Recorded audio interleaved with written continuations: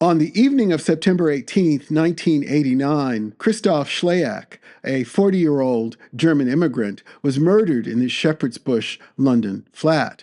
After socializing at his local pub, Schliack was last seen in the company of two men, stopping off at an off-license for cider and cigarettes. Neighbors would later report hearing loud, friendly voices and doors shutting, followed by doors slamming 20 or 30 minutes later, which they attributed to Schliack's drunkenness. The next morning, Schliack's neighbor discovered bloody clothes, including a tweed jacket, and damage to his greenhouse. The items were taken to the police. When police were unable to get in touch with Mr. Schliack, they conducted a welfare check. Inside his home, they found chaos and Mr. Schliack's naked body. He had been stabbed over 23 times. Investigators found clothing that didn't belong to Mr. Schliack, but few other clues. As the investigation progressed, an off-duty officer reported seeing a bloodied man in his mid-20s walking briskly away from the scene, but because he was walking in the direction of the police station, she didn't intervene.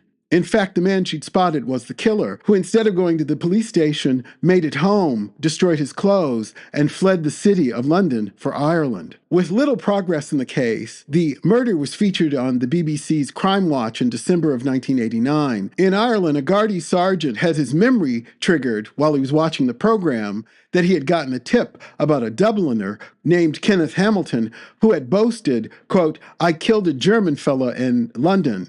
Hamilton was arrested in Dublin and extradited to London. At his 1991 trial at the Old Bailey, Hamilton pled not guilty. The defense argued that he was a naive young man who had reacted violently to an alleged homosexual advance, claiming the murder was partly temper and partly drink. Later, the judge would dismiss the idea of self-defense, stating, "Once you had a knife, there was not the slightest doubt that what happened was no longer self-defense." Despite the frenzied nature of the attack, Hamilton was convicted of manslaughter, not murder, and sentenced to 6 years and 3 months in prison. He was released after serving 4 years. After the verdict, a detective who had worked on the case criticized the verdict, saying, he was absolutely astounded that the jury accepted the self-defense argument in what was clearly a brutal attack. This case and other unsolved cases in this period illustrate the struggles that queer people had in having their assaults and murders discounted instead of being subject to the same laws and protections as any other citizen in the country. Please share and subscribe to the channel.